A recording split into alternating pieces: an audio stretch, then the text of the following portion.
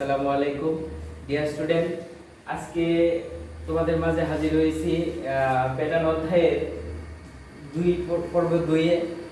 পর্ব 2 এ আজকে তোমাদেরকে আমি দেখাবো কিভাবে 3, 4 এবং 5 এর ম্যাজিক বর্গ করতে হয় আর কিভাবে ম্যাজিক বর্গের মান বের করতে হয় এগুলো তোমাদের সাথে আজকে আলোচনা করব। আর প্রথমে আমরা 3 এর ম্যাজিক বর্গ কিভাবে করতে হয় এটা নিয়ে আলোচনা করি। আর 3 এর ম্যাজিক বর্গের মান কত আর কিভাবে বের করতে হয় এটার জন্য প্রথমে আমাকে একটা সূত্র জানতে হবে। সেটা হচ্ছে ম্যাজিক সংখ্যা নির্ণয়ের সূত্র। ম্যাজিক সংখ্যা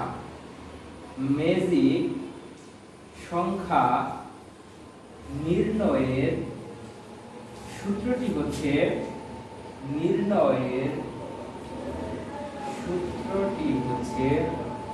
সূত্র n into n square plus 1 divided 2, অথবা এমনও লেখা যেতে পারে যে ক into cos square plus 1 divided 2।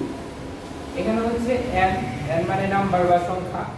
যদি আমরা যেমন পরীক্ষায় প্রশ্ন আসে যে 3 এর ম্যাজিক বর্গের মান কত, ওটাকে আমরা মুখস্থ করি যে 3 এর ম্যাজিক বর্গের মান 15। প্রশ্ন হচ্ছে 3 এর ম্যাজিক বর্গের মান 15 কেন, কিভাবে? যদি আমরা এই সূত্রটি ব্যবহার করি তাহলে সহজে ম্যাজিক বর্গের মানটা বের করা যায়।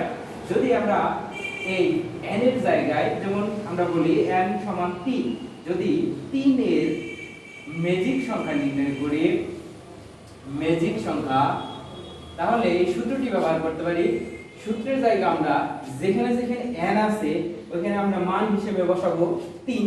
যদি এখানে আমরা 3 বসাই, যেখানে n আছে আবার 3 বসাবো, পাওয়ার হিসেবে আছে 2 বসাবো, যোগ 1 আর ভাগ আছে 2, ইকুয়াল সমান চিহ্ন দেব আমরা।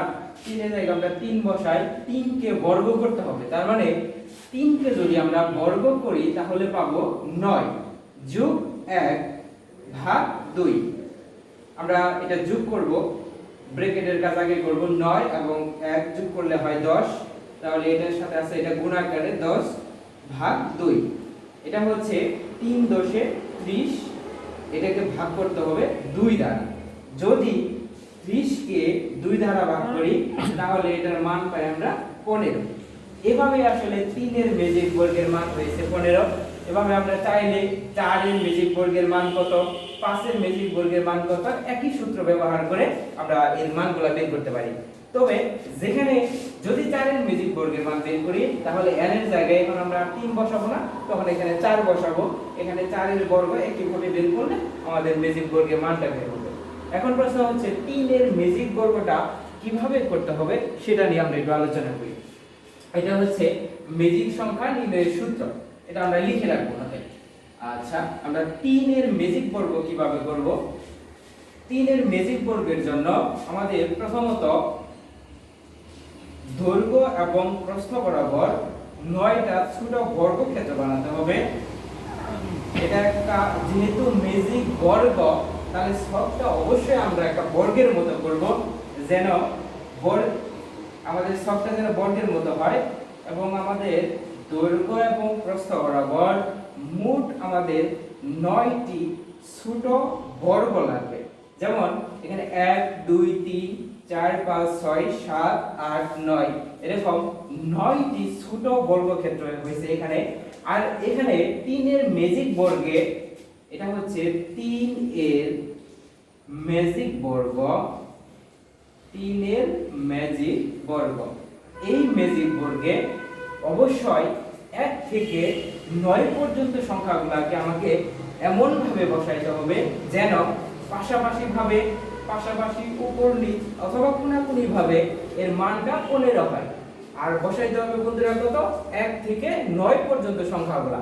যেমন এটার জন্য একটা পদ্ধতি ব্যবহার করা যেতে পারে। যদি যে কোনো বিজোড় ম্যাজিক বর্গের জন্য প্রথমে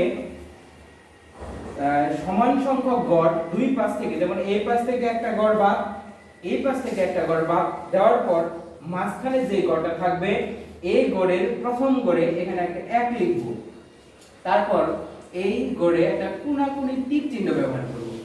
তীর চিহ্ন ব্যবহার করার পর আমরা দেখব তীর চিহ্নের দুইটা মাথা হয়, দুইটা তীর চিহ্নের কোন দিকে গড় আছে কোন দিকে নাই। যেমন এই তীর চিহ্নের এদিকে কোনো প্রকার গড় নাই। যদি আমরা এটা একটু বিষয় দিই আমাদের একটু সুবিধার জন্য, এইদিকে আমাদের কোনো প্রকার গড় নাই কিন্তু এদিকে গড় আছে। যেদিকে গড় আছে এদিকে সবার শেষে চলে যাব, একদম শেষের গড়। এখানে একের পর কত বসাবো 2। তারপর যে করেছিলাম এই করে এই কোণায় এখানে আরেকটা তীর চিহ্ন ব্যবহার করব। এই তীর চিহ্নে দেখা যাচ্ছে এদিকে কোনো প্রকার গড় নাই কিন্তু এদিকে গড় আছে। যেদিকে গড় আছে এদিকে সবার শেষে চলে আসব। এখানে 2, তার মানে পরের সংখ্যাটা হচ্ছে 3। তারপর এই কোণাতে আবার তীর চিহ্ন ব্যবহার করব, কিন্তু এখানে তীর চিহ্ন ব্যবহার করে দেখলাম এই গড়টা আগে থেকেই ফিল আপ করা আছে, এখানে একটা সংখ্যা বসানো আছে। যদি এখানে একটা সংখ্যা বসানো থাকে তাহলে কি করব, যে ঘরে আমরা ছিলাম তার নিচের ঘরে চলে আসব এবং পরের সংখ্যাটা বসাবো। তারপর এই ঘর থেকে আবার তীর চিহ্ন দিব, তীর চিহ্ন দিয়ে দেখলাম এই ঘরটাই ফাঁকা। যদি ওই ঘরটাই ফাঁকা হয় তাহলে ওই ঘরে এই সংখ্যাটা বসাবো। তারপর কি করব, আবার তীর চিহ্ন ব্যবহার করব, দেখলাম এটাই ফাঁকা তাহলে ওইটাতেই ব্যবহার করব।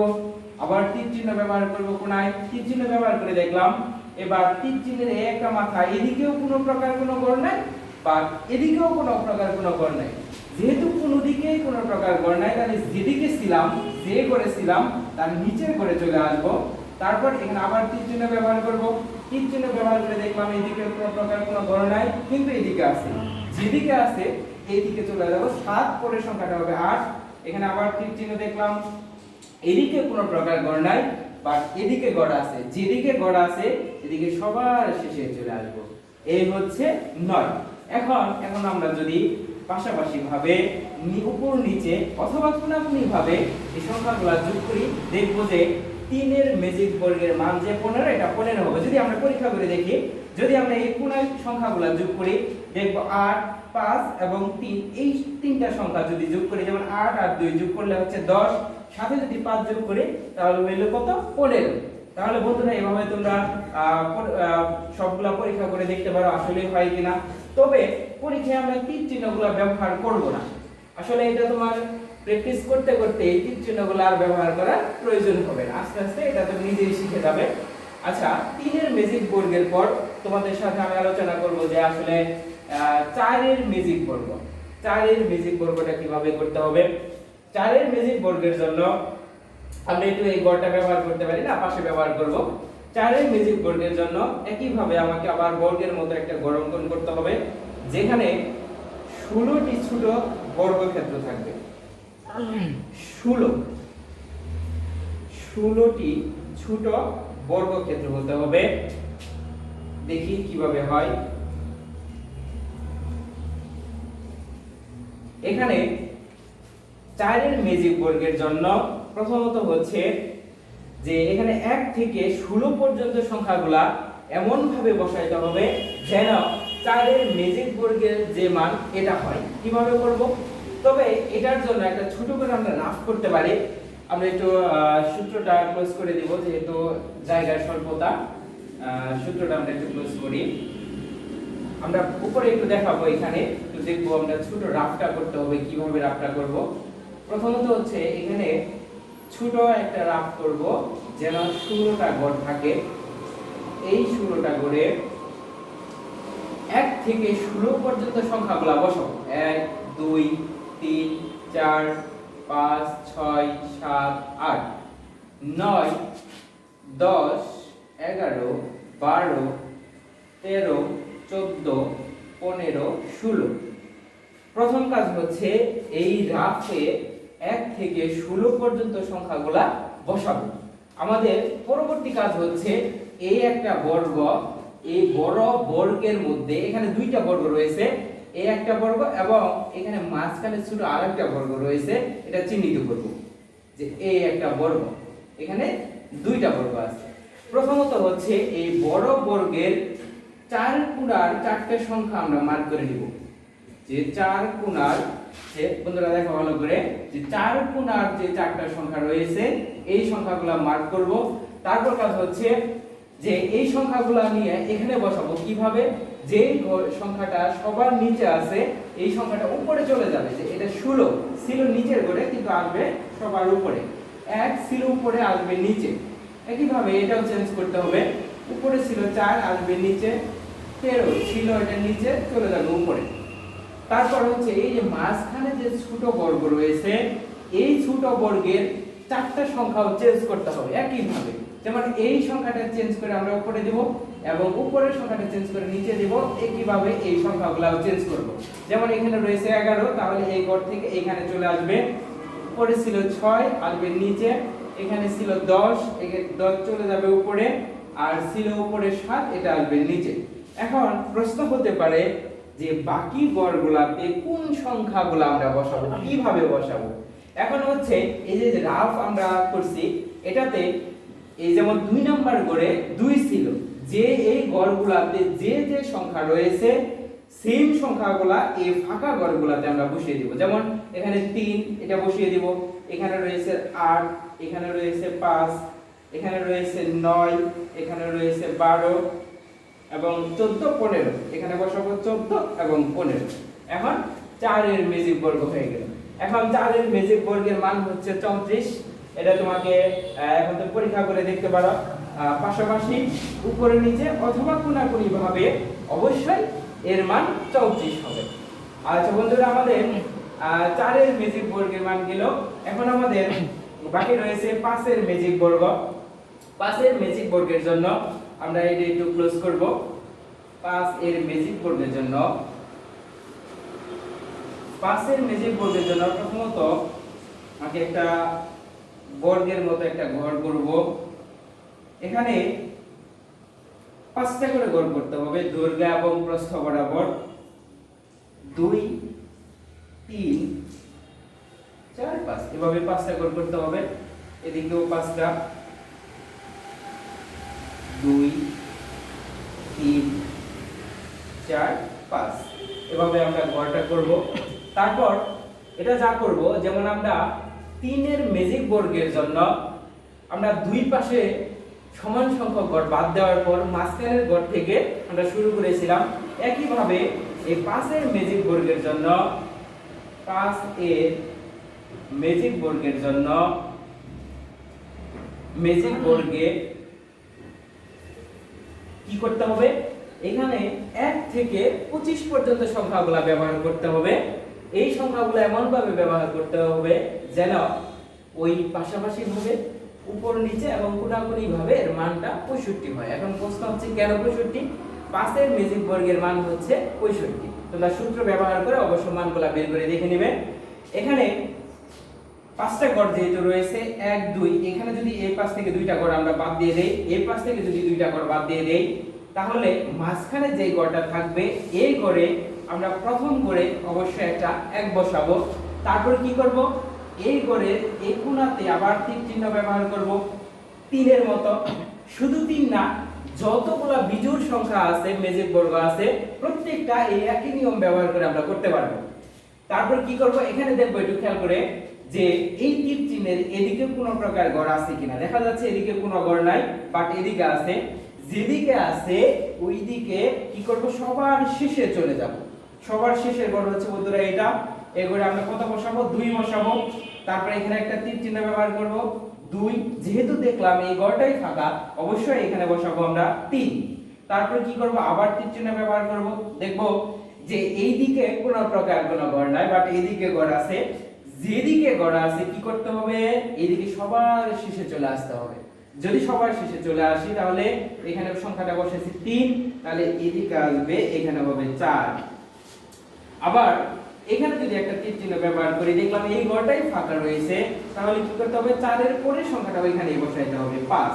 একইভাবে এখানে যদি একটা তীর চিহ্ন ব্যবহার করি, এখন বিষয় হচ্ছে 3 এর মতো যে 5 এর পরে তীর চিহ্ন ব্যবহার করে দেখলাম ঘরটা ফিল আপ করা আছে, পূর্ণ আছে।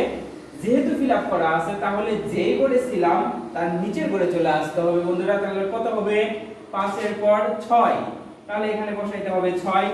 তারপর কি করতে হবে, এখানে যদি আবার তীর চিহ্ন ব্যবহার করি, এই ঘরটাই ফাঁকা, তাহলে এখানে 7, আবার তীর চিহ্ন ব্যবহার করে দেখবো এখানে 8, আবার তীর চিহ্ন ব্যবহার করে দেখলাম এইদিকে কোনো প্রকার ঘর নাই, কিন্তু এদিকে ঘর আছে। যেদিকে ঘর থাকে কি করতে হয়, সবার শেষে ঘরে চলে যেতে হয়। তাহলে সবার শেষে ঘর হচ্ছে এটা 9। আবার তীর চিহ্ন ব্যবহার করে দেখবো এইদিকে কোনো প্রকার গড় নাই, বাট এইদিকে আছে। যেদিকে থাকে এদিকে সবার শেষে চলে যাব, তাহলে 9 এখানে হবে কত 10। 10 আবার তীর চিহ্ন ব্যবহার করে দেখলাম গড়টা ফিল আপ করা আছে, পূর্ণ আছে। যেহেতু ফিল আপ করা আছে তাহলে তার নিচের ঘরে চলে আসব 11। এখানে যদি দেখি আমরা আবার তীর চিহ্ন ব্যবহার করে ফাঁকা, তাহলে এখানে কত বসাবো 12 বসাবো। এখানে যদি ব্যবহার করি ফাঁকা তাহলে 13, একইভাবে 14। আবার যদি ব্যবহার করি দেখবো এখানে 15। এইখানে যদি একটা তীর চিহ্ন ব্যবহার করি, এখন বন্ধুরা ভালো করে খেয়াল করে, এটা 15, এই তীর চিহ্নেতে এই দিকে কোনো প্রকার গড় নাই, বাট এদিকেও নাই। যখন কোনো দিকেও না থাকবো কি বলছিলাম, যেই ঘরে ছিলাম তার নিচের ঘরে চলে আসতে হবে 16। আবার তীর চিহ্ন ব্যবহার করে দেখলাম এদিকে কোনো গড় নাই, এদিকে ফাঁকা, তাহলে এখানে কত বসাবো 17। আবার তীর চিহ্ন ব্যবহার করলাম, দেখলাম এদিকে কোনো গড় নাই, যেদিকে আছে সবার শেষে চলে যেতে হয়, তাহলে কত বসাবো 18। আবার তীর চিহ্ন ব্যবহার করে দেখলাম 19, একইভাবে তীর চিহ্ন 20। এটা ব্যবহার করে দেখলাম ফিল আপ, তাহলে কি করতে হবে, যে করেছিলাম তার নিচের ঘর 21। এখানে তীর চিহ্ন ব্যবহার করে দেখলাম 22। আবার তীর চিহ্ন ব্যবহার করে এদিকে কোনো গড় নাই, এদিকে গড় আছে, তাহলে এখানে হবে কত 23। তীর চিহ্ন ব্যবহার করে 24। এখানে তীর চিহ্ন ব্যবহার করে দেখলাম এদিকে কোনো গড় নাই, এদিকে গড় আছে, তাহলে এদিকে শেষে 25। একইভাবে আমরা বলছিলাম বন্ধুরা 1 থেকে 25 পর্যন্ত সংখ্যাগুলা এই ঘরগুলাতে বসাতে হবে। আমরা 1 থেকে 25 পর্যন্ত সংখ্যাগুলো এমন ভাবে বসাইছি যে 5 এর ম্যাজিক বর্গের মান 65। এটা এখন এই পাশাপাশি ভাবে নিচে কোণাকুণি ভাবে যোগ করলে এটাই পাবো। আচ্ছা বন্ধুরা, আজকে আমরা 3 এর ম্যাজিক বর্গের 4 এর ম্যাজিক বর্গের এবং 5 এর ম্যাজিক বর্গ নিয়ে আলোচনা করলাম। পরবর্তী পর্বে আমরা এই প্যাটার্ন অধ্যায় নিয়ে আরো আলোচনা করব। সবাই দেখবে, আশা করি সবাই ভালো থাকবে। আল্লাহ হাফেজ।